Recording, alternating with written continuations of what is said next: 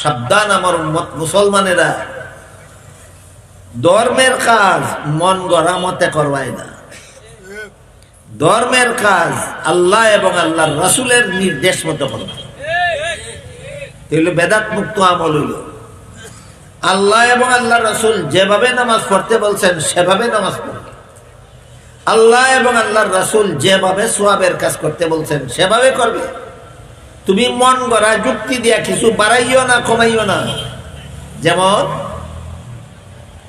বেটায় গেছে জীবনের ভুইলা জানাজার নামাজ, ইমাম সাহেব জানাজা পড়াইছই না, আজানও দিছই না, একামত না, সালাম ফিরাইলেছুন, রুকু না, সেজদাও না। জীবনের ভুইলা তো গেছে জানাজা। জানাজার যা নবীর তরিকা মতো আজান নাই বেটায় জানে না। জানাজার নামাজ যে নবীর তরিকা মতো একামত নাই বেটায় জানে না। জানাজার নামাজ যে নবীর তরিকা মতো রুকু সেজদা নাই বেটায় জানে না। সালাম ফিরানির পরে ইমাম সাহেবরে দর্শে কয় ফার্স্ট বেলার নামাজও আজান দেন, জানাজার নামাজও আজান দিলা না কেন? ফার্স্ট বেলার নামাজও একামত দেন, জানাজার নামাজও একামত দিলা না কেন? ফার্স্ট বেলার নামাজও রুকু সেজদা করুন, জানাজার নামাজও রুকু সেজদা করলা না কেন? বেটায় কোরআন হাদিস মতো মাতে না মন গড়া যুক্তি? মন গড়া যুক্তি দিয়া যে সওয়াবের কাম করবো এটি বেদাত। কাজেই জানাজার জমাতের জন্য আজান দিলে আজান দেওয়া হবে বেদাত। জানাজার জমাতের জন্য একামত দিলে একামত হবে বেদাত। জানাজার নামাজ রুকু করলে রুকু হবে বেদাত। জানাজার নামাজ সেজদা করলে সেজদা হবে বেদাত। জানাজার নামাজ কোরআন তেলাওয়াত করলে কোরআন তেলাওয়াত হবে বেদাত। এই জন্য আমল করতে হবে বিদাত মুক্ত, ইমান রাখতে হবে শিরিক মুক্ত, আর আমল করতে হবে বেদাত মুক্ত। তবেই এই বর্তমান প্রেক্ষাপটের মোকাবেলা করা আমাদের পক্ষে সম্ভব। বর্তমান প্রেক্ষাপট আমরা জানি কিন্তু মানি না। এটা সংশোধন করতে হইলে মাননেওয়ালা আলেমদের নির্দেশ মতো আমাদের জীবনের কাজগুলি করতে হবে। হক্কানি আলেমদের নির্দেশ মতো, খালি কথা শুনলেই তো তিনি যেই কথা যেইভাবে বলে দেন সেই কাজ সেইভাবেই করতে হবে। আলিম বলে দিলেন জানাজার নামাজে আজান নাই, আজান দেব না। আলিম বলে দিছেন জানাজার নামাজে একামত নাই, একামত দেব না। আলিম বলে দিছেন জানাজার নামাজে কোরআন তেলাওয়াত নাই, কোরআন তেলাওয়াত করব না। আলিম বলে দিছেন জানাজার নামাজে রুকু সেজদা নাই, রুকু সেজদা করব না। আলিম বলে দিছেন রাসূল জীবনে কোনোদিন জানাজার সালাম ফিরাইয়া দোয়া করছেন না, করব না।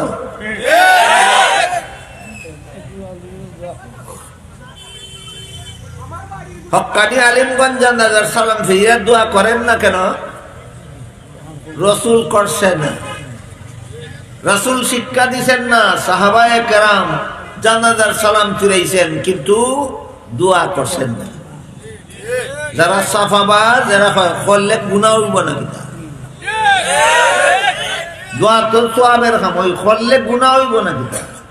মানলাম রসুলে কোনোদিন করছেন না, মানলাম সাহাবায়ে কেরামে কোনোদিন করছেন না, যে তো সওয়াবের কাম, ওই আমি করলে গুনাহ হইব না কিতা? আমি জবাব দিব বাদে, আগে কও রসুলে জানাজার নামাজের আজান কোনোদিন দিছুন না, সাহাবায়ে কেরামে দিছুন না, আমি দিলে গুনাহ হইব না কিতা? এই জায়গায় ঠিক কর বেটা, তোরটা বাদে ঠিক করিস।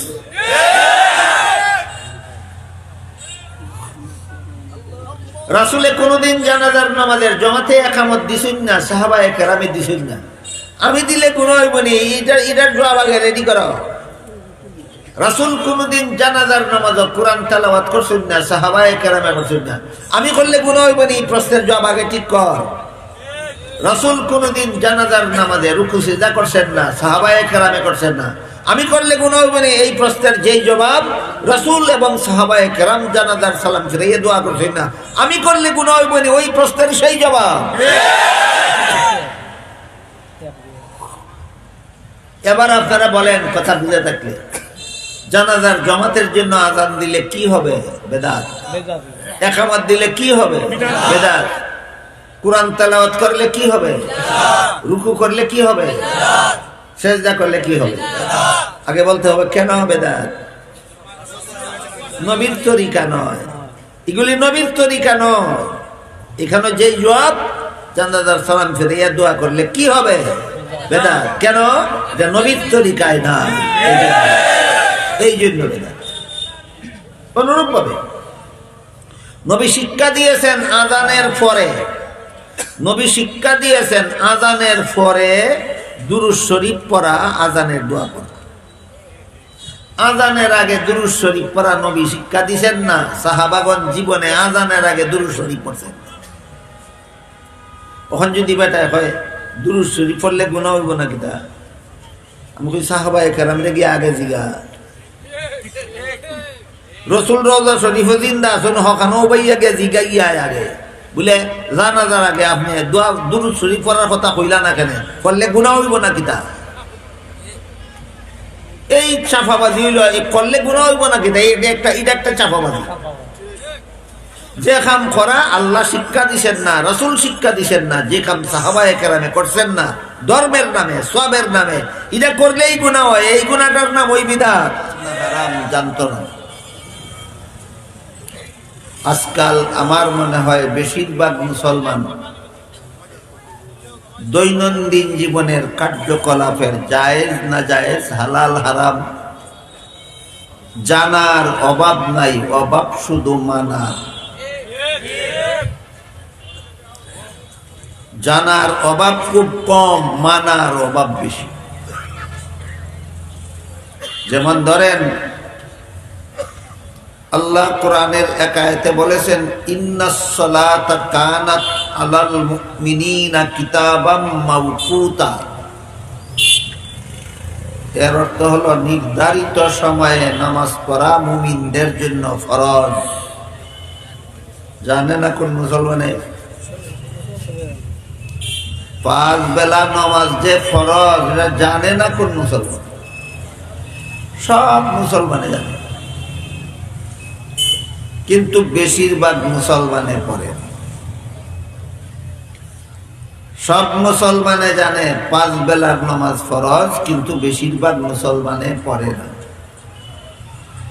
তাহলে বর্তমান অবস্থাটা মুসলমানদের কি? জানার অভাব না মানার অভাব? জানার অভাব নাই, মানার অভাব।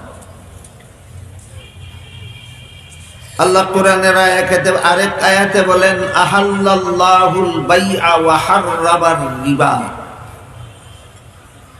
অর্থ হলো আল্লাহ ব্যবসাকে হালাল করেছেন, সুদের কারবারকে করেছেন হারাম।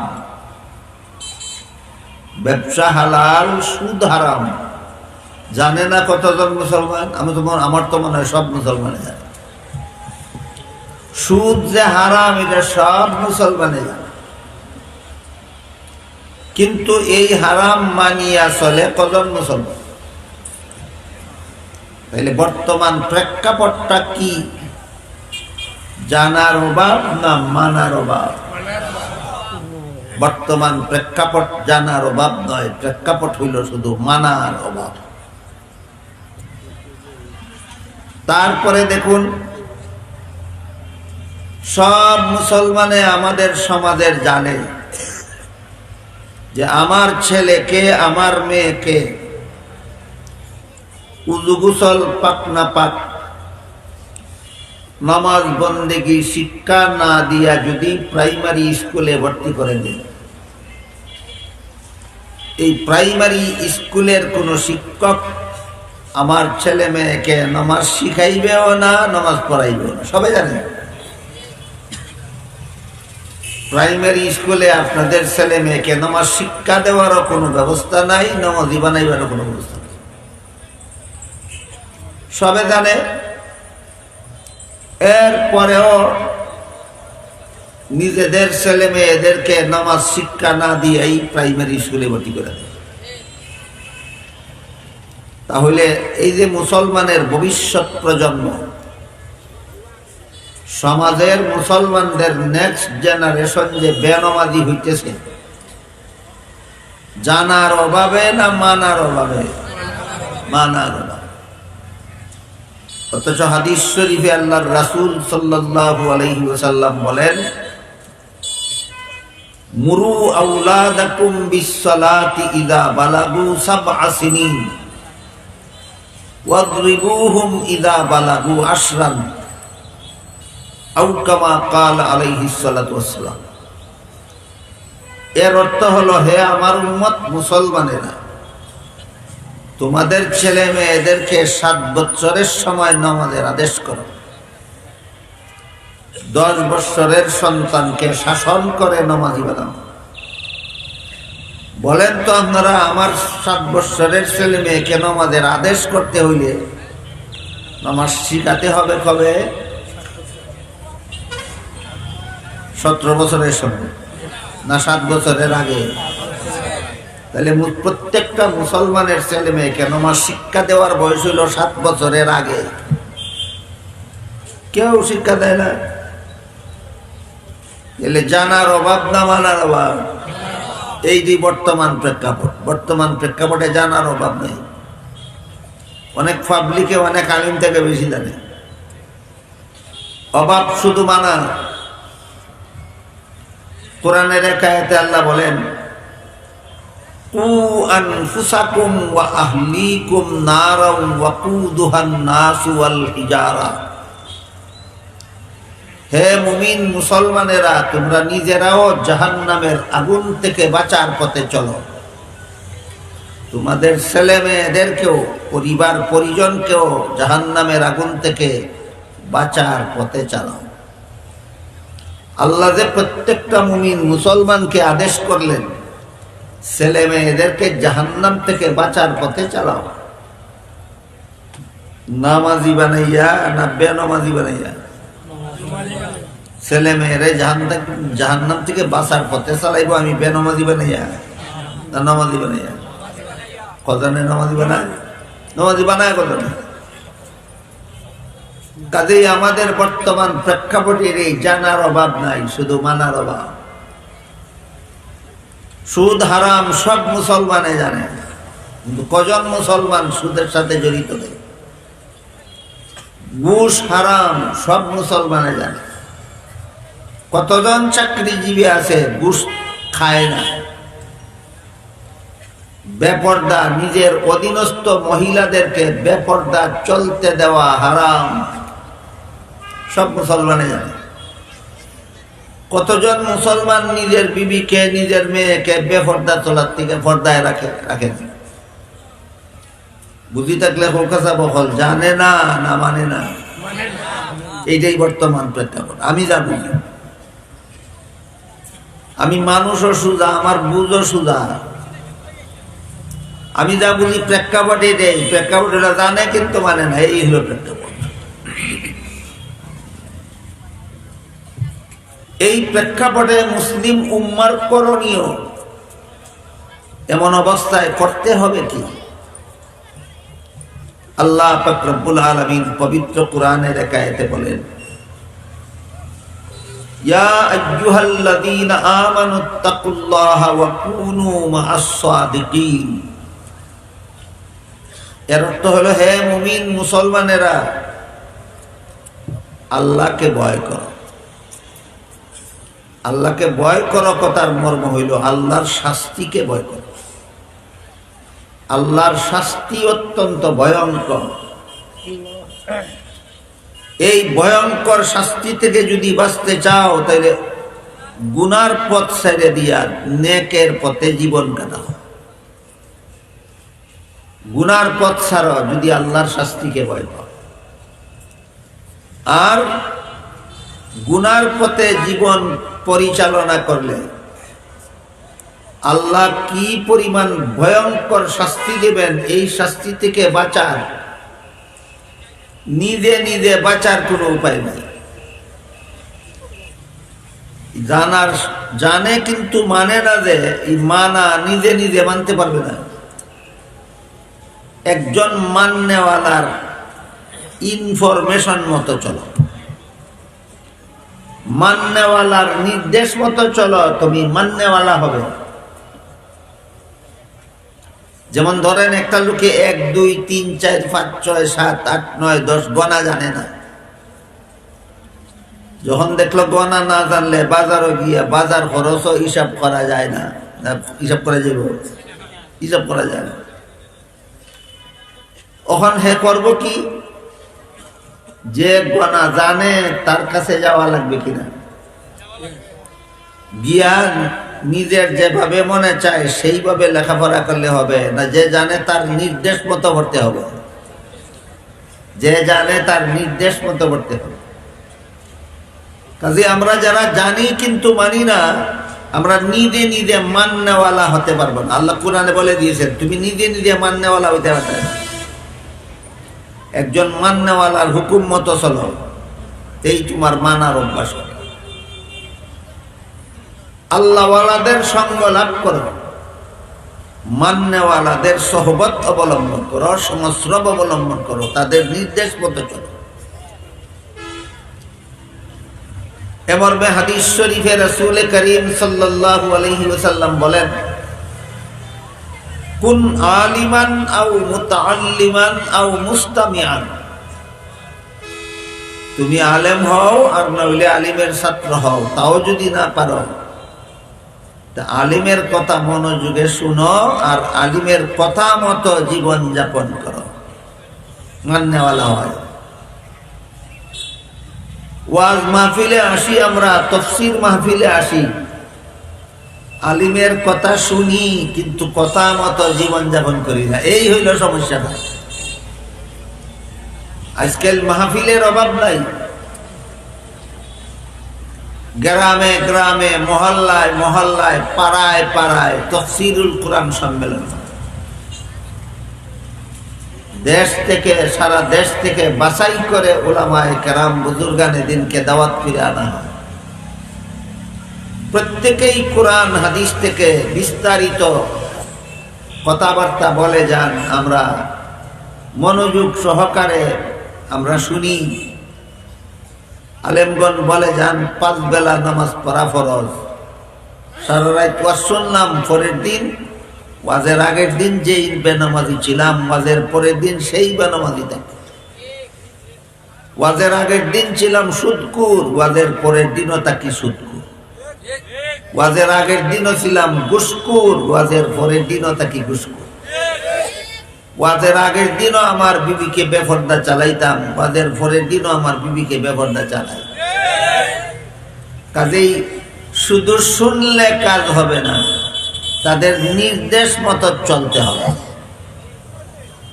মাননেওয়ালা যারা আছেন তাদের এমন একজনের সঙ্গ লাভ করতে হবে, যিনি আপনাকে হাতে ধইরিয়া মাননেওয়ালা বানাই দিবেন, হাত ধরে মাননেওয়ালা বানাই দিবেন, আপনার হিসাব নিকাশ নিবেন। আমরা কথা শোনার জন্য মাহফিলে যাই, কিন্তু মানার জন্য কোনো আল্লাহওয়ালার কাছে যাই না। আপনি যেভাবে বলে দিবেন আমি সেইভাবে মানবো, এমন কথা কেউ কয় না। খালি কয় আপনি তো তখন কই আমি বইয়া শুনব। শুনলে জানা যায়, আর মানলে এই জানাটা কাজে লাগে। শুনলাম কিন্তু মানলাম না, এই শোনার কোনো দাম নাই। কাজেই শুধু ওয়াজ মাহফিল, তাফসীর মাহফিল যথেষ্ট নয়। আমাদের সংশোধনের জন্য কোনো আলেম বুজুর্গ আল্লাহওয়ালা মান্যওয়ালা কোনো আলেমকে মুরব্বী বানাইয়া তার নির্দেশ মতো আমার জীবনের কাজগুলি করতে হবে। তিনি যেভাবে গৃহস্থী করার কথা বলেন সেইভাবে আমি গৃহস্থী করব। তিনি যেভাবে ব্যবসা করার কথা বলেন সেইভাবে আমি ব্যবসা করব। তিনি যেভাবে চাকরি করার কথা বলেন আমি সেইভাবে চাকরি করব। তিনি যেইভাবে স্কুল কলেজে লেখাপড়া করার কথা বলেন আমি সেইভাবে স্কুল কলেজে লেখাপড়া করব। বলে তার কথা মতো চললে ওই জানার সাথে মানা হাসিল হবে। শুনলে জানা হবে, আর সঙ্গ লাভ করলে মানা হবে। এক হাদিসে রাসূল করিম সাল্লাল্লাহু আলাইহি ওয়াসাল্লাম আল্লাহওয়ালাদের সঙ্গ লাভ করার একটা চমৎকার উদাহরণ দিয়েছেন।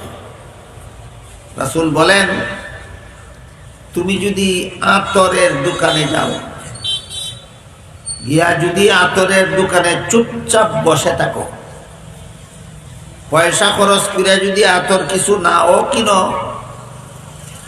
আর আতরের দোকানওয়ালা তোমারে বিনা পয়সায় কিছু আতর যদি না লাগাইয়া নাও দেয়, শুধু বসে থাকো, তবুও বাতাসে তার দোকানের শিশির আতরের সুগন্ধ তোমার নাক মাগ না ওই লাগাইয়া দিব।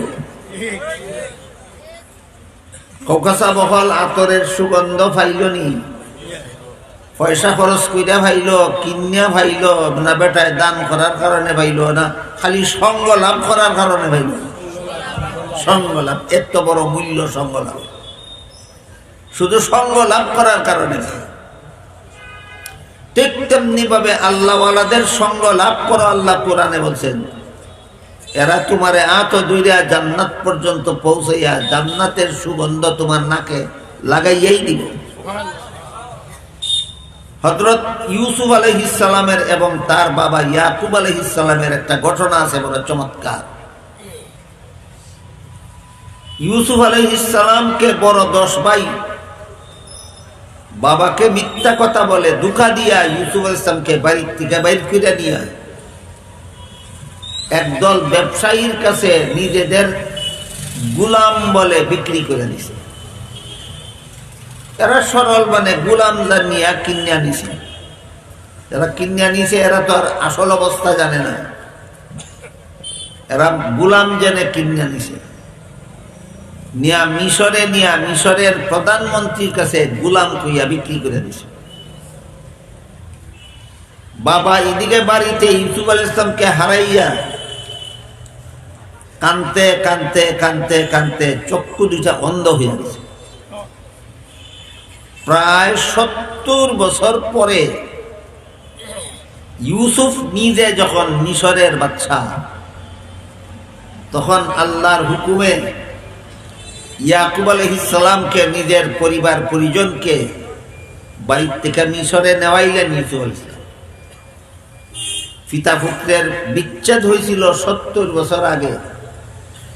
70 বছর পরে যখন বাপ বেটা দুইজনের সাক্ষাৎ হইল, প্রথম সাক্ষাতে ছেলে ইউসুফ আলাইহিস সালাম বাবা ইয়াকুব আলাইহিস সালামকে জিজ্ঞাসা করলেন, বাবা আপনি কি তকদির বিশ্বাস করেন না? অথচ দুজনই নবী, ইউসুফ আলাইহিস সালামও নবী, ইয়াকুব আলাইহিস সালামও নবী। ছেলে নবী বাবা নবীকে জিজ্ঞাসা করেন, আপনি কি তকদির বিশ্বাস করেন না? বাবা কইলেন, তুমি এটা কেমন কথা প্রশ্ন করলে আমারে? তকদির তো সব মুসলমানই বিশ্বাস করে, সাধারণ মুসলমানে উম্মতেরাও তো তকদির বিশ্বাস করে। আমি তো নবী, আমি তকদির বিশ্বাস করব না কিভাবে? ছেলে বলেন, তকদির বিশ্বাস করে থাকলে আমাকে হারাবার পর আপনি কাঁদতে কাঁদতে চক্ষু দুইটা অন্ধ করলেন কেন? আপনি যদি মনে করেন যে আপনার কাছে থাকলে আমি সুখে শান্তিতে দুনিয়াতে থাকতাম খাইতাম, হারাইয়া যাওয়ার কারণে দুনিয়াতে আমার দুঃখ দুর্দশা হবে, এটা মনে করে যদি কান্দে থাকেন, তাহলে তকদিরের উপরে আপনার বিশ্বাস রইল কোথায়? কথাটা বুঝুন যেন, চিন্তা করি। আপনি যদি মনে করেন আপনার কাছে থাকলে আমি সুখে শান্তিতে থাকতাম খেতাম, হারাইয়া গেলাম আমার টাকা খাওয়ায় কষ্ট হইব, এই চিন্তায় যদি কান্দা থাকে, তাহলে তকদিরের উপরে আপনার বিশ্বাস রইল কোথায়? ইয়াকুব আলাইহিস সালাম জবাব দিলেন, তুমি আমার কাছে থাকলে সুখে শান্তিতে খাইবা থাকবা, হারাইয়া যাওয়ার কারণে তোমার খাওয়ায় তাহায় অশান্তি হবে, এমন চিন্তায় আমি একদিনও কাঁদছি না। ছেলে জিজ্ঞেস করেন, তাই দীর্ঘদিন পর্যন্ত কাঁদতে কাঁদতে চক্ষু অন্ধ করেছিলেন কেন?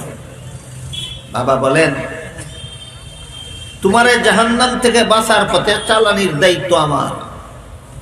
তুমি যে হারাইয়া গেছো, তোমার জাহান্নাম থেকে বাঁচার পথে চালাইবে কে? এই চিন্তায় কান্দা চক্ষু অন্ধ করছে। কিতাবুল্লাহ সারা জীবন তো ইউসুফ আলাইহিস সালামের কাহিনী শুনি, ইয়াকুব আলাইহিস সালামের কাহিনী শুনি, যে ছেলে হারাইয়া বাবা ইয়াকুব কানতে কানতে চক্ষু অন্ধ করলেন। কোন কারণে? কারণ তো আর কেউ কয়ও না, আমরা শুনিও না। তোমার না হারাইলে দুনিয়াতে তোমার খাওয়া তাহায় শান্তি হইত, আর হারাইয়া যাওয়ার কারণে দুনিয়াতে তোমার টাকা খাওয়ায় অশান্তি হবে, এই চিন্তা তো আমি কোনোদিন করছি না। এটা তো তকদিরের বিশ্বাসের খেলা। আমি কাঁদছি, তোমারে জাহান্নাম থেকে বাঁচার পথে চালানোর দায়িত্বটা ছিল আমার। তুমি যে হারাইয়া গেলে, তোমারে জাহান্নাম থেকে বাঁচার পথে চালাইবে কে?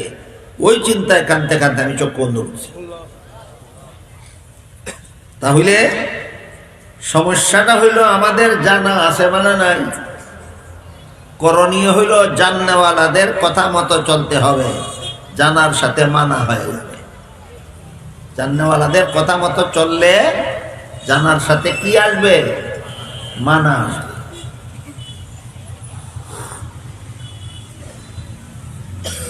এই জাননেওয়ালারা হইলেন, জাননেওয়ালা এবং মাননেওয়ালারা হইলেন আলেমগণ। আলেমগণ কোরআন হাদিস জানেন এবং হক্কানি আলেম যারা, তারা কোরআন হাদিস যা জানেন তা মানিয়া চলেন, তারাই হক্কানি আলেম। যারা কোরআন হাদিসের এলিম শিখে কোরআন হাদিসের এলিম মতো জীবন যাপন করেন, তারাই হক্কানি আলিম, সঠিকপন্থী আলিম। যারা কোরআন হাদিসে পড়ে একভাবে আর চলে আর একভাবে, এরা হক্কানি আলিম না, এরা বাতিলপন্থী আলিম। দেখেন, হক্কানি আলিম আর বাতিলপন্থী আলিম সিরার মধ্যে পার্থক্য আসেনি। কোরআন হাদিস যেইভাবে শিখেন সেইভাবে জীবনযাপন করেন, এরা হকপন্থী আলিম। যারা শিখেন একভাবে চলেন আরেকভাবে, তারা বাতিলপন্থী আলিম।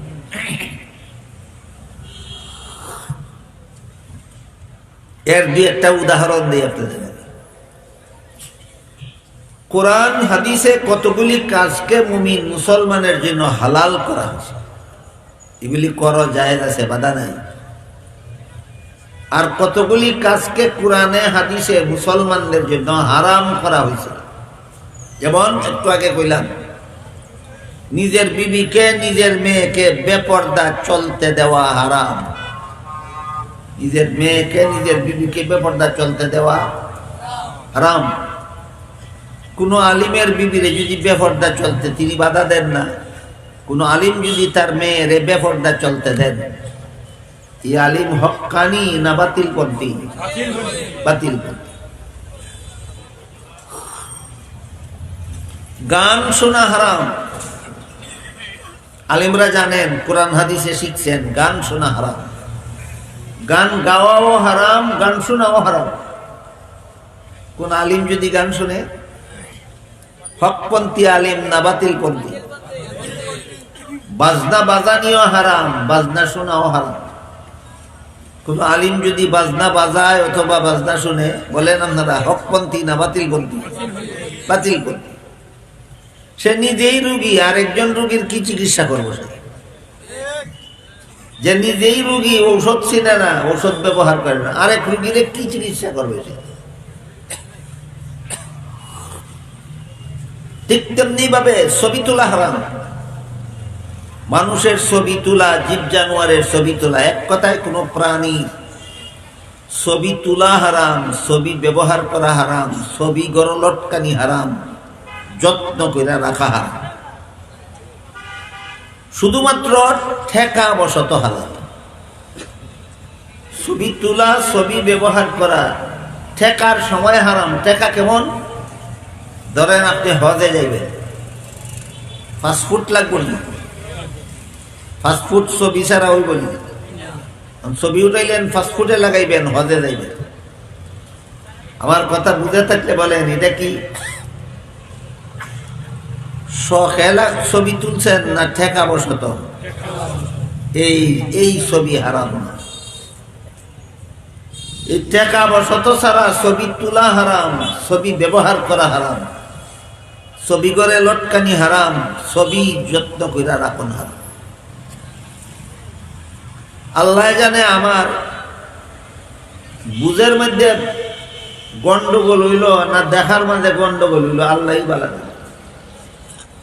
আমি আজকাল দেখি অনেক আলেম এমন আছে, লম্বা জুব্বা গায়ে দিয়া, সুন্নতি দাড়ি মুখ লইয়া, মাথায় সুন্নতি ফাগরি বান্ধিয়া, বাজারও খারুইয়া, দেদারসে ফটো তুলে, দেদারসে ফটো।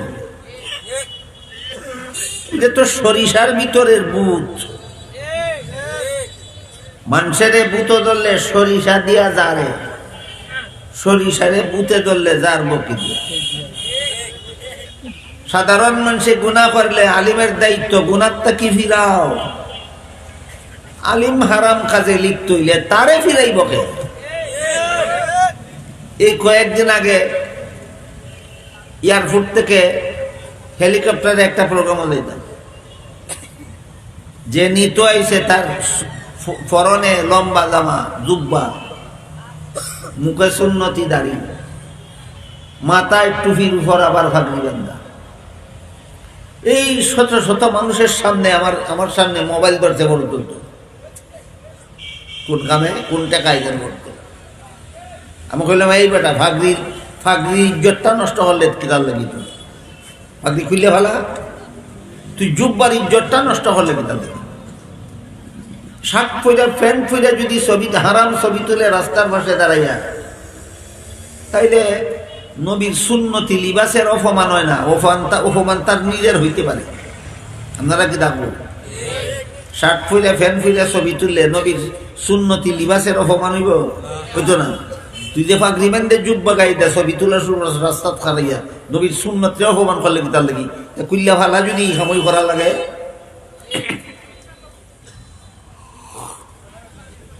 এই কারণে আমরা কোন আলিমের সঙ্গ লাভ করলে জানার সাথে মানা হবে এটা ভালো করে চেনা দরকার। বর্তমান প্রেক্ষাপট হইল জানা আছে মানা নাই, আর সমাধান হইল যার কাছে জানাও আছে মানাও আছে তার সঙ্গ লাভ করো, তার নির্দেশ মতো জীবনযাপন করো। আজকাল যে সমস্ত গুনারে মানুষে গুনাই মনে করে না, আগে আসিল জনসাধারণের মধ্যে এগুলি এরা এই সমস্ত গুনারে গুনাই মনে করে। আস্তে আস্তে এক শ্রেণীর আলিমের মধ্যে ওইটা হচ্ছে গিয়ে এরা এই আলিমরা ওখানে গুনারে গুনা মনে করে। এর মধ্যে একটা হইল ছবি তোলার গুণা। হাদিস শরীফে রাসূল করিম সাল্লাল্লাহু আলাইহি ওয়াসাল্লাম বলেন, এই ঠেকা বশত সারা যারা ছবি তুলে হাসরের মাঠে সবচেয়ে বেশি কঠিন শাস্তি হবে তাদের। ঠেকা বশত সারা যারা ছবি তুলে, ছবি তুলনেওয়ালাদের কঠিন শাস্তি, সবচেয়ে বেশি কঠিন শাস্তি হবে আসলে। কঠিন শাস্তির বিবরণ রাসূল হাদিসে দিয়েছেন। রাসূল বলেন, যে ছবি তুলছে তারে যেভাবে আল্লাহ হাসরের মাঠে জিন্দা করে দাঁড় করাইবেন, যেই ছবিগুলি তুলছিল সেই ছবিগুলিও আল্লাহ আবার উদ্ধার করে হাসরের মাঠে উপস্থিত করে এই ছবি যে তুলছিল তারে জিজ্ঞাসা করবেন, ছবিগুলি কে তুলছে? সে বলবে আমি তুলছি। আল্লাহ বলবেন, এটার তো মুখ আছে দেখা যায়, কথা বলে না কেন? সে বলবে, জান নাই প্রাণ নাই এই জন্য কথা বলতে পারে। আল্লাহ জিজ্ঞাসা করবেন, এটার তো চক্ষু আছে দেখা যায়, কিন্তু সে দেখে না কেন? সে বলবে, চক্ষু থাকলেই দেখা যায় না, প্রাণ না থাকলে দেখা যায় না, প্রাণ নাই এই জন্য দেখে না। আল্লাহ জিজ্ঞাসা করবেন, এটার দিকে হাত আছে ধরে না কেন? বলবে, প্রাণ নাই এই কারণে ধরতে পারে না। আল্লাহ বলবেন, ছবিটার দিকে পা আছে দেখা যায়, হাঁটে না কেন? সে বলবে, প্রাণ নাই এই জন্য হাঁটতে পারে না।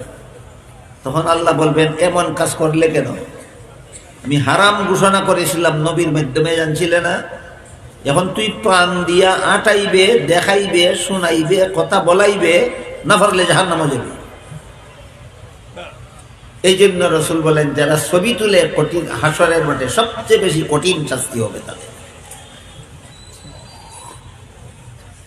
আমি নিজে যদি হারাম ছবি পথে ঘাটে হাটে মাঠে তোলা শুরু করি, আপনারা হারাম ছবি ছাড়া কথা কইব কে? আমি তো সরিষার ভিতরের ভূত। আমি নিজে যদি হারাম ছবি নিয়ে ব্যস্ত থাকি, আপনাদেরকে হারাম ছবি ছাড়াই কথা আর বলবে কে? আমি তো নিজেই তো সরিষার ভিতরের ভূত। আপনারা পরীক্ষা করতে চাইলে এই মুহূর্তে আমার মোবাইলটা আমার পকেট থেকে নিয়ে যেতে পারে। একটা হারাম ছবি যদি সেভ করা পান, মোবাইলটা আগুন দিয়ে জ্বালাই কান দুইটা নিজের হাতে কাটতে আপনারা কাছে জীবনে আওয়াজ করতাম না। কিন্তু যে মৌলবীর নিজের মোবাইলের মধ্যে মার ছবি সেভ করা আছে, বাপের ছবি সেভ করা আছে, নিজের মেয়ের ছবি সেভ করা আছে, নিজের ছেলের ছবি সেভ করা আছে, পাওয়ার আছে নি ছবি হারাম ওয়াজ করতো? পাওয়ার এটা ফিউজ ব্যাটারি। কি battery? Fuse battery. Fuse battery দেখতে দেখা যায় ফুল ব্যাটারি, কিন্তু কানেকশন দিলে বাতি জ্বলে না, এটার কয় ফিউজ ব্যাটারি। যেসব মৌলবী হারাম ছবি তোলা নিয়ে ব্যস্ত, এরা ভিউজ ব্যাটারি, এরা আপনারা ছবি হারাম, এই ওয়াজ করার বুকের ভাটা নাই। এরা ছবি হারাম ছবি তুললে জাহান্নামে যেতে হবে, এই কথা বলার মতো সৎসাহস এদের অন্তরে নাই। এই কারণে বলছি, কোন আল্লাহওয়ালাদের সঙ্গ লাভ করতে হবে, কোন আলিমের সঙ্গ লাভ করলে আমার আমল সংশোধন হবে, এটাও চিন্তা নেওয়া দরকার। হাদিস শরীফে উল্লেখ আছে, রাসূল করিম সাল্লাল্লাহু আলাইহি ওয়াসাল্লাম ময়ূরের ছবি ছাপা একটা চাদর কিনলেন, কিনে ঘরে লটকাইয়া রাখলেন। পরের দিন জিবরিল ফেরেশতা ওহী নিয়ে আসলেন নবীর দরবারে। অন্যদিন ঘরে ঢুকেন, এদিন বাইরে দাঁড়িয়ে আছে। নবী জিজ্ঞেস করেন, ও জিবরিল, যেদিন ওহী নিয়ে আসো আমার কাছে আসো ঘরের ভিতরে, আজকে বাইরে দাঁড়ায় রইলে কেন? জিবরিল বলে, হুজুর আজকে যেই ওহী লইয়া আইছি, এই ওহী আমারে আপনার ঘরে ঢুকতে দেয় না।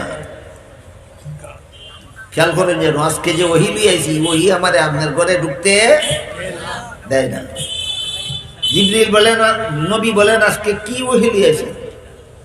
জিবরিল বলেন, আজকে এই ওহী লিয়েছি, আজকে থেকে আপনার সমস্ত উম্মতের জন্য, আপনার জন্য ঘরের মধ্যে কোনো মানুষের ছবি অথবা কোনো জীবজন্তুর ছবি লটকানি হারাম। আইয়া দেখি আপনার ঘরে ছবি লটকায়। ঘটনা বুঝে থাকলে বলেন, ছবি লটকানি হারাম, ওহী লিয়েছেন জিবরিল আজকে। আর ছবি সাফা চাদর কিনছিলেন নবী আগের দিন, হারাম হওয়ার পরের দিন না আগের দিন? যেদিন নবী কিনছিলেন এদিন তো হারাম ছিল না, পরের দিন হারাম ওহী লইয়া আইছে জিবরিল। এই জন্য নবী বলেন, ও জিবরিল, ছবি লটকানি হারাম, ওহী লইয়া আইছো আজকে। আমি তো গতকাল কিনছিলাম চাদরটা, গতকাল তো হারাম ছিল না, এখন আমার পয়সার কিনা চাদরটা কি করবো? জিবরিল বলেন, চাদরটা এমন ভাবে ছিঁড়ে টুকরা টুকরা করুন, যেভাবে টুকরা টুকরা করলে প্রত্যেকটা ছবির কেল্লায় এক টুকরায় আর শরীর আরেক টুকরায় যায়। ছবি চাদরের মধ্যে যতগুলি ছবি ছিল, প্রত্যেকটা ছবির কেল্লায় এক টুকরায় আর শরীর আরেক টুকরায় যায়। এইভাবে রাসূল চাদরটারে ছিঁড়ে টুকরা টুকরা করলেন। তখন জিবরিল ফেরেশতা মুহাম্মদুর রাসূলুল্লাহ ঘরে প্রবেশ করলেন আর বললেন, এইভাবেই আজকের থেকে আপনার যে উম্মতের ঘরে ছবি লটকানো থাকবে, আমি জিবরিল এবং আমার অধীনস্থ কোন রহমতের ফেরেশতা কিয়ামত পর্যন্ত তার ঘরে ঢুকবে না। এই হারাম ছবি নিয়ে যদি মৌলবীরা ব্যস্ত থাকে, এই হারাম ছবি যদি মৌলবীর পকেট লিয়ে ঘুরায়, এই হারাম ছবি যদি মৌলবীর মোবাইলও সেভ করা থাকে, ইলা হক্কানি আলেম না বাতিল? বাতিল। তার সংস্রবে গেলে আপনাদের জানা অনুপাতে মানা হবে না, জানা অনুপাতে মানা হবে না। এই একটা গুনারে আজকাল মানুষে তো গুনাহ মনে করেই না, একদল মৌলবীরাও গুনাহ মনে করে না। আর একটা গুনারে মানুষে গুনাহ মনে করে না, সেটা হলো বাজনা। মোবাইলের মধ্যে বাজনা, এক এক কোম্পানির এক এক রকমের বাজনা সিস্টেম থাকে। কেউ রিং দিলে বাজে, রিং বাজে, এই রিংটন যেটা রেখে। যদি একটা মোবাইল কোম্পানির মধ্যে, একটা কোম্পানির মোবাইলের মধ্যে যদি 15 রকমের রিংটন থাকে, যে 13টা রিংটনই থাকে বাজনা, 2টা থাকে বাজনা ছাড়া। 2টা সিস্টেম রিংটন ছাড়া কেন কোম্পানিওয়ালা দেয়? যারা বাজনা শুনতে চায় না তাদেরকেও কাস্টমার বানাইবার জন্য। সে যে নিয়তে ওই দেখ না কেন, আমি তো হারাম থেকে বাঁচতে হইলে আমার মোবাইলও বাজনা ছাড়া রিংটনটা সেটিং করা দরকার। আমি যদি এটার যাচাই না করি, আমার মোবাইলে যদি বাজনা রিংটন সেটিং করি, যতবার কল করব ততবার বাজনা বাজব, ততবার বাজনা বাজানির হারাম গুনাহ আমার আমলে হবে। আমি সাধারণ মানুষের বাজনা হারাম ইওয়াজ করার পাওয়ার থাকবো নি আমার অন্তর, আমার বুকে এই সৎ সাহস থাকবে নি বাজনা রিংটন বাজনা বাজানি হারাম এই কথা বলার সৎ সাহস থাকবে না। আজকাল অনেক আলেমরা দেখছি মোবাইলের মধ্যে বাজনা রিংটন সেটিং করে রাখে, এটা হারাম। আপনারা কি মনে করেন আলিমরা হারাম করলে এটা আর হারাম থাকে না? আলিমে সুদ খাইলে এটা গুনাহ হয় না, আলিমে ঘুষ খাইলে আর গুনাহ হইতো না, ডাবল গুনাহ হইতো। সাধারণ মানুষের সুদ খাইলে যে গুনাহ, আলিমে খাইলে ডাবল গুনাহ। সাধারণ মানুষের বাজনা বাজাইলে যে গুনাহ, আলিমে বাজনা মানে ডাবল গুনাহ। সাধারণ মানুষের গান শুনলে যে গুনাহ, আলিমে গান শুনলে তার ডাবল গুনাহ। এই হলো বাজনার একটা জিনিস, এটার আজকাল সাধারণ ব্যাপকভাবে মানুষে এই গুনাহটারে গুনাই মনে করে। আর একটা গানের আরেক নাম সঙ্গীত, গানের আরেক নাম সঙ্গীত। এটারে একদল মৌলবীরা এমন ভাবে একটা চক্রান্ত করে লইছে, কয় ইসলামী সঙ্গীত। সঙ্গীত যদি ইসলামী হইতে পারে তো বাজনারে কদিন পরে তোমরা ইসলামী বাজনা কইবা, আর কদিন পরে তো সুদরেও কইবা ইসলামী সুদ, আর কদিন পরে ঘুষরে কইবা ইসলামী ঘুষ, আর কদিন পরে মূর্তি পূজারে কইবা ইসলামী মূর্তি পূজা। শুনেন, একটা ফতুয়ার কথা শোনাই। বিশাল একটা ফতুয়ার কিতাব আছে, এটার নাম জামিউল ফাতাওয়া, বাংলা অনুবাদ হইছে। বাংলাটার কথা এই জন্য কইলাম যে মূল কিতাব তো আপনারা বুঝবেন না, বাংলাটা দেখে লই আর কি। জামিউল ফতুয়ার বাংলা অনুবাদ দেখে নিবেন। এটার মধ্যে এক জায়গাতে একটা প্রশ্ন করা হয়েছে যে ইসলামী সঙ্গীত সম্পর্কে শরীয়তের বিধান কি। জব লেখছে ইসলামে কোনো সঙ্গীত নাই, সঙ্গীত কোনোদিন ইসলামী হয় না, সঙ্গীত শব্দটাই ইসলামী না, এটা পাপিষ্ঠদের পরিভাষা। ইসলামের পরিভাষায় কয় নসিদ, ইসলামের পরিভাষায় কয় কসিদা, ইসলামের পরিভাষায় কয় তারানা, ইসলামের পরিভাষায় কয় গজল।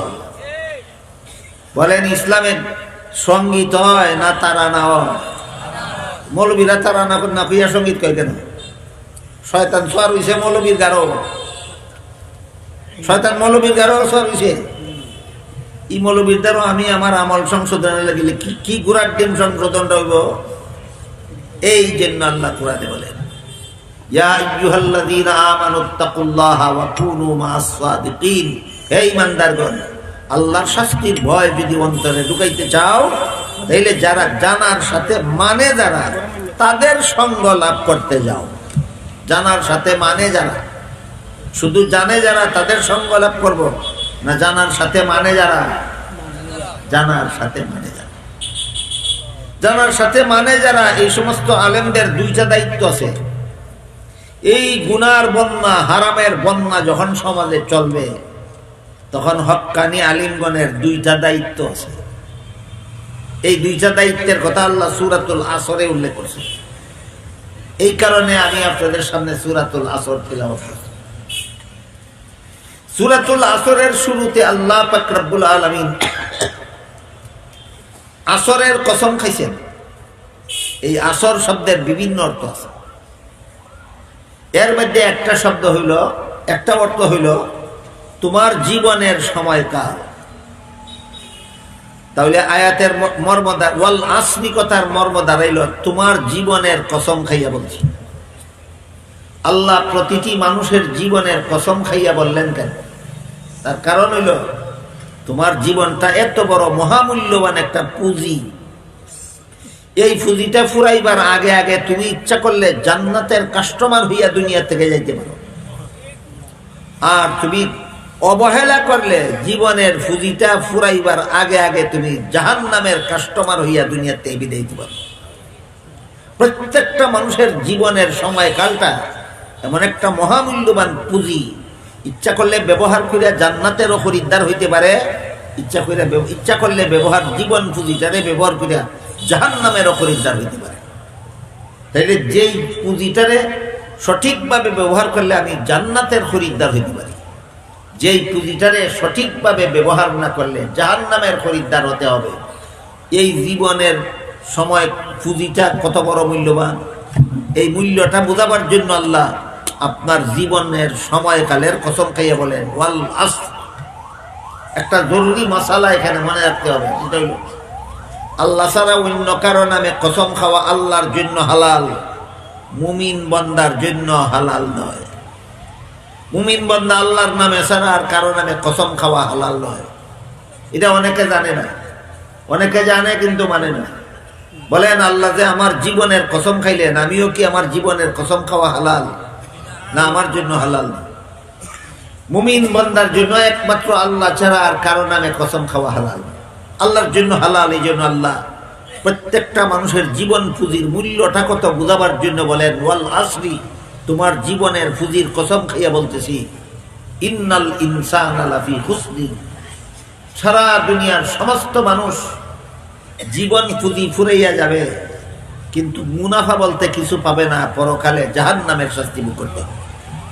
এরা ক্ষতিগ্রস্ত। মাত্র দুইটা কাজ যারা করবে এরা ক্ষতিগ্রস্ত নয়। দুনিয়ার জীবনের সীমিত জীবনের পুঁজিটা পুরাইয়া যাবে, কিন্তু এর বিনিময়ে সে চিরস্থায়ী জান্নাতের খরিদ্দার হয়ে যাবে। এরা লাভবান। সারা দুনিয়ার সমস্ত মানুষের মধ্যে মাত্র দুই কাজ যারা করবে এরা লাভবান। দুই কাজের এক কাজ হইল, আল্লাহ বলেন, ইল্লাল্লাযীনা আমানু ওয়া আমিলুস সালিহাত, যারা ঈমান আনবে আমল ভালো করবে। এক কাজ ঈমান আনবে, আমল ভালো করবে। আরেক কাজ হইল ওয়া তাওয়াসাউ বিল হাক্কি ওয়া তাওয়াসাউ বিস সাবর, অন্য মানুষকে ঈমান আমলের দাওয়াত দিবে এবং ধৈর্যের দাওয়াত দিবে। নিজে ঈমান আনবে, আমল ভালো করবে, অন্যদেরকে ঈমান আমলেরও দাওয়াত দিবে। ঈমান আমলের উপর অটল থাকতে যে কষ্ট হয়, এই কষ্টটা সহ্য করার দাওয়াত দিবে। এই দুই কাজ যারা করবে এদের জীবন বিফল হবে না, এদের জীবন হবে সফল। কাজেই বর্তমান প্রেক্ষাপট হইল, মুসলমান সমাজ অনেক কিছুই জানে কিন্তু মানে না। এই মানুষদেরকে এই প্রেক্ষাপটে আলেমদের করণীয় হইল, আমরা নিজেরা যেন সরিষার ভিতরের ভূত না হই, আমরা নিজেরা যেন হারাম কাজে লিপ্ত না হই, আমরা নিজেরা ঈমান আমল ঠিক রাখতে হবে, অন্যদেরকে ঈমান আমল ঠিক করার দাওয়াত দিতে হবে। এটা হইল করণীয়। আমি কি বর্তমান প্রেক্ষাপট এবং করণীয়টা আপনাদেরকে বুঝাইতে পারছি? বর্তমান প্রেক্ষাপট হইল, মুসলমানে হালাল হারাম জানে কিন্তু মানে না। কিসের অভাবে? হক্কানি আলেমদের সঙ্গ লাভ করার অভাবে। বর্তমান সমাজের মুসলমানে হালাল হারাম জানে কিন্তু মানে না, এটা হইল প্রেক্ষাপট। এই প্রেক্ষাপটে আমাদের করণীয়, সাধারণ মুসলমানের করণীয় হক্কানি আলেমদের সঙ্গ লাভ করো। আর হক্কানি আলেমদের করণীয় হইল নিজে হকের উপর অটল থাকো আর অন্যদের মধ্যে হকের দাওয়াত চালু রাখো। এটা হইল করণীয়। এই মর্মে হাদিস শরীফে রাসূল করিম সাল্লাল্লাহু আলাইহি ওয়াসাল্লাম বলেন, বাদিরু বিল আমালি ফিতানান কাকিতাইল লাইলিল মুজলিম। হে আমার উম্মত মুসলমানেরা, এই রকম প্রেক্ষাপট যখন দেখা দেয়, মানুষে জানে কিন্তু মানে না, তখন এই পরিস্থিতির মোকাবেলা করতে হবে। তোমরা ঈমান আমল সংশোধনের উপর অটল থাকো, নিজেরা ঈমান সংশোধন রাখো, আমল সংশোধন করো। ঈমান সংশোধন রাখো, আমল সংশোধন করো। এই প্রেক্ষাপটের মোকাবেলা এইভাবে করা ছাড়া আর কোনো উপায় নেই। অথচ আজকাল আমাদের অনেকের ঈমান সংশোধন না, আমরা শিরিক মিশ্রিত ঈমান নিয়ে থাকি, আমার নিজেরা নিজে ঈমানদার মনে করি, আসলে ঈমানের সাথে শিরিক মিশে গেছে। এক গ্লাস দুধের মধ্যে যদি 2-3 ফোঁটা পেশাব মিশি যায়, এই দুধ খাওয়ার যোগ্যতাকে নেই। ঠিক তেমনি ভাবে কোন ঈমানদারের ঈমানের সাথে যদি শিরিক মিশ্রিত হইয়া যায়, এই ঈমান আল্লাহর কাছে গ্রহণযোগ্য থাকে না। শিরিক কেমনে মিশে? বাড়ির থাকতে কলেমা পড়ে লা ইলাহা ইল্লাল্লাহু মুহাম্মাদুর রাসূলুল্লাহ, বাড়ির থাকতে কলেমা পড়ে আশহাদু আল্লা ইলাহা ইল্লাল্লাহু ওয়াহদাহু লা শারীকা লাহু। আপনারা কেউ বলতে পারেন লা শারীকা লাহু অর্থ কি? কেউ ভাবেন না? আল্লাহর কোনো শরীক নাই, আল্লাহর কোনো শরীক নাই, আল্লাহর কোনো শরীক নাই। এই শরীক নাই মানে কি? আল্লাহ যা পারে অন্যরা তা পারে। এক কথায় শরীক নাই কথার অর্থ আল্লাহ যা পারে অন্যরা পারে না। আল্লাহ যা পারে অন্যরা তা পারে না। এবার বলেন, আপনি যখন অসুস্থ হন, ডাক্তার ঔষধ দিতে পারে, কিন্তু রোগ সারার গ্যারান্টি দিতে পারে? রোগ সারার গ্যারান্টি দেওয়া ডাক্তারের কাজ নয়, ঔষধ দেওয়া, ব্যবস্থাপত্র দেওয়া ডাক্তারের কাজ। রোগ সারা নিয়ে আল্লাহর কাজ। কার কোন কাজ? ডাক্তারের কাজ রোগ সারাইয়া দেওয়া না ঔষধ দেওয়া? রোগ সারানি কার কাজ? আল্লাহর কাজ। এখন যদি বাবা শাহজালালের মাজার গিয়া কয়, বাবা আমার ছেলের রোগটা সারাইয়া দেয়, কার সাথে শরীক করলো? বাবারে আল্লাহর সাথে শরীক করলো। ওই এক গ্লাস দুধের মধ্যে এক ফোঁটা মুত ডালি দিল, এই দুধ আর খাওয়ার যোগ্য না, তোমার লাশারি কালাহু বাতিল হইয়া গেছে, তোমার কলেমা আল্লাহর কাছে গ্রহণযোগ্য নয়।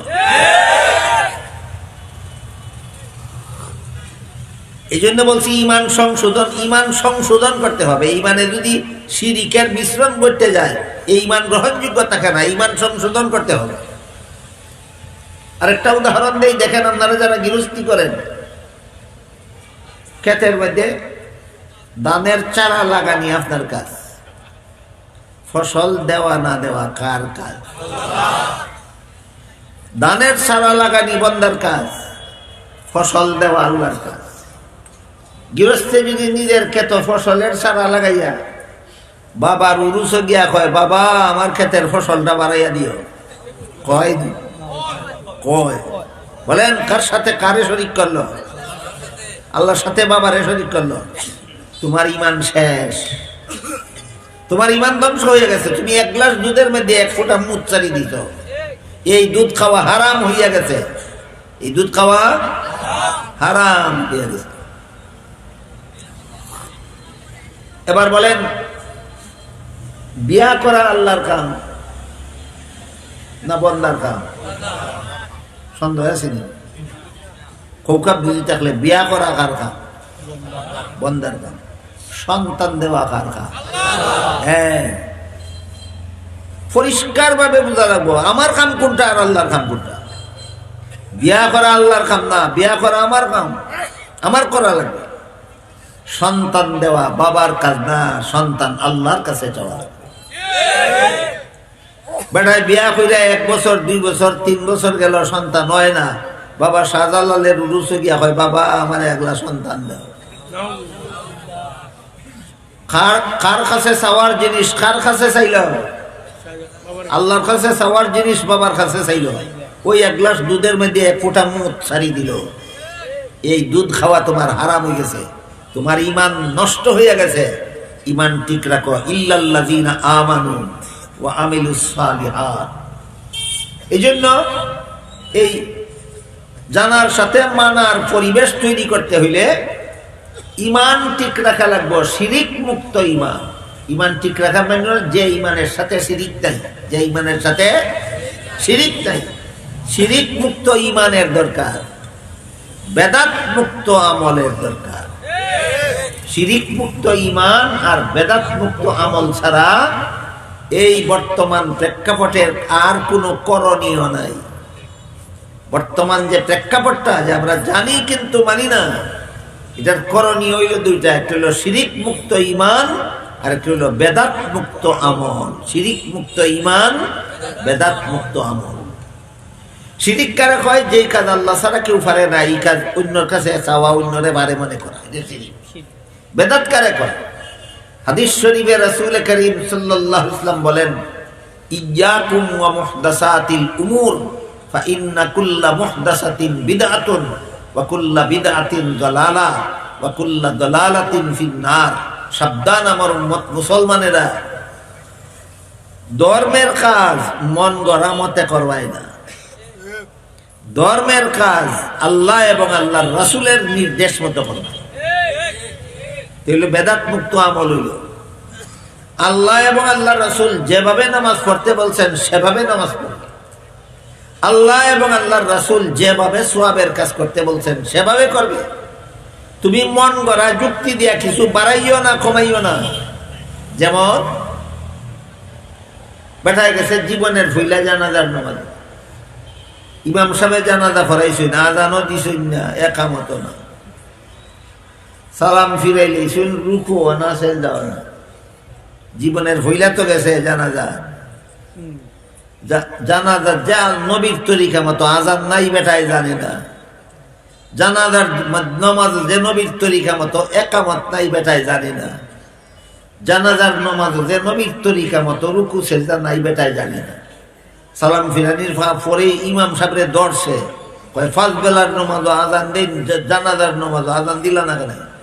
ফার্স্ট বেলার নমাজ একামত দিন, জানাজার নমাজ একামত দিলা না কেন? ফার্স্ট বেলার নমাজ রুকু সিজদা করুন, জানাজার নমাজ রুকু সিজদা করলা না কেন? বেটায় কোরআন হাদিস মতো মাতে না মন গড়া যুক্তি?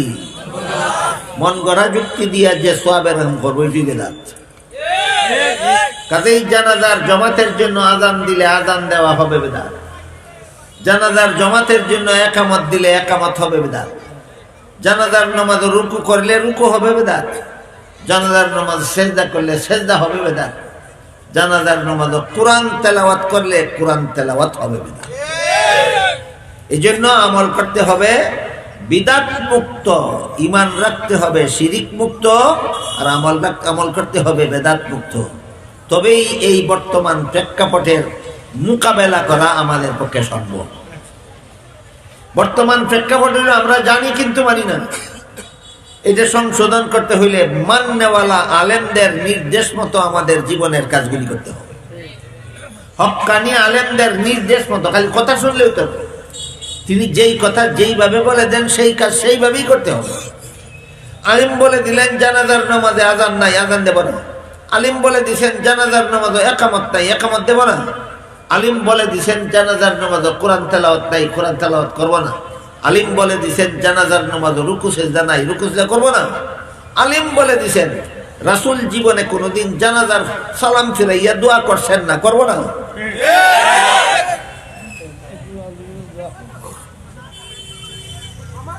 হক্কানি আলিমগঞ্জ জানাজার সালাম ফিরিয়া দোয়া করেন না কেন?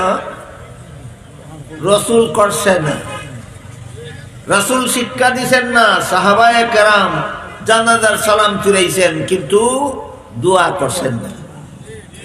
যারা সাফাবাজ যারা করলে গুনাহ হইব না, কিনা দোয়া তো সওয়াবের কাম, ওই করলে গুনাহ হইব না কিনা? মানলাম রসুলে কোনোদিন করছেন না, মানলাম সাহাবায়ে কেরামে কোনোদিন করছেন না, যে তো সওয়াবের কাম, ওই আমি করলে গুনাহ হইব না কিনা? আমি জবাব দিব বাদে, আগে কও রসুলে জানাজার নামাজের আজান কোনোদিন দিছুন না, সাহাবায়ে কেরামে দিছুন না, আমি দিলে গুনাহ হইব না কিতা? এই জায়গায় ঠিক কর বেটা, তোরটা বাদে ঠিক করিস।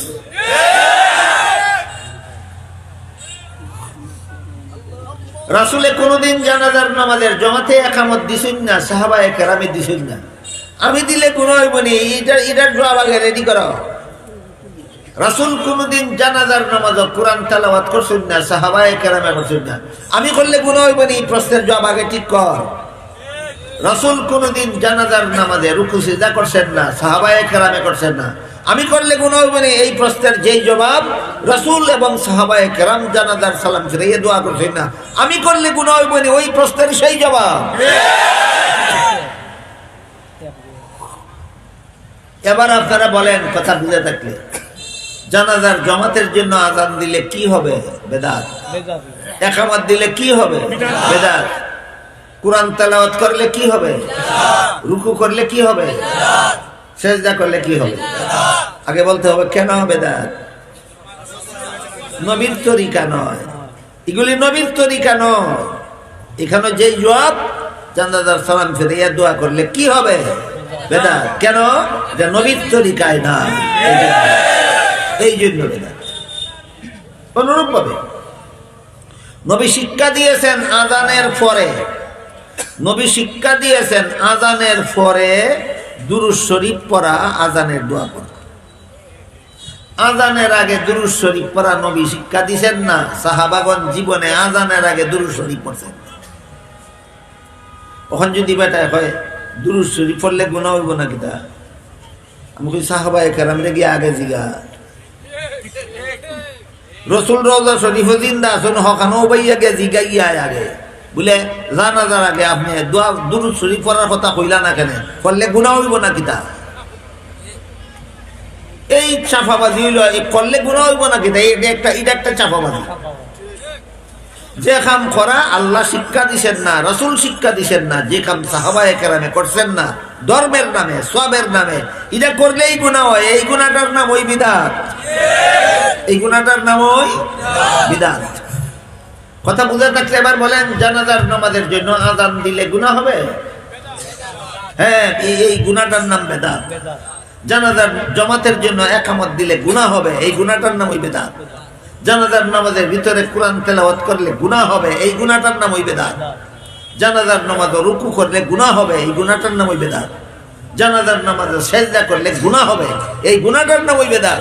জানাজার সালাম ফিরিয়ে দোয়া করলে গুনাহ হবে, গুনাহটার নাম ওই বিদআত। এই কারণে আমাদের সংশোধনের পথ একটা মাত্র পথ, শিরিক মুক্ত ঈমান চাই, বেদাত মুক্ত আমল চাই। শিরিক মুক্ত ঈমান চাই, বেদাত মুক্ত আমল চাই। সংশোধনের একমাত্র পথ, বিকল্প কোনো পথ নয়। কাজেই যে সমস্ত আলিমগণের ঈমান শিরিক মুক্ত, যে সমস্ত আলিমগণের আমল বেদাত মুক্ত, ওই সমস্ত আলিমগণকে মুরব্বী বানাইয়া তাদের ইনফরমেশন মতো আল্লাহ রাসূল বলেন, আও কুন আলিমান আও মুতাআল্লি আও মুস্তামিআন, ওই সমস্ত আলিমদের কথা মনোযোগে শুনো, তারা যেভাবে যে আমল করতে বলেন সেইভাবে সেই আমল করো, তোমার এই বর্তমান প্রেক্ষাপটের সমস্যার সমাধান হয়ে যাবে।